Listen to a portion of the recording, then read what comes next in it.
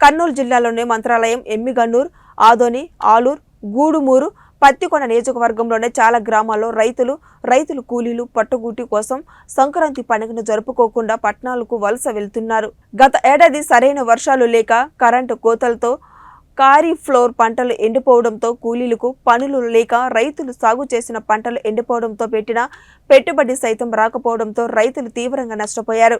దీంతో చేసేదేమీ లేక అప్పులు తీర్చుకునేందుకు రైతు కూలీలు సంక్రాంతి పండుగ ఉన్న పిల్లలను పోషించుకునేందుకు తెలంగాణ, బెంగళూరు, ముంబై, గుంటూరు, విజయవాడ వంటి ప్రాంతాలకు వ్యవసాయ పనులు, భవన నిర్మాణ పనులు చేసుకునేందుకు వలస బాట పడుతున్నారు. దీంతో గ్రామాలు ఖాళీగా దర్శనమిస్తున్నాయి.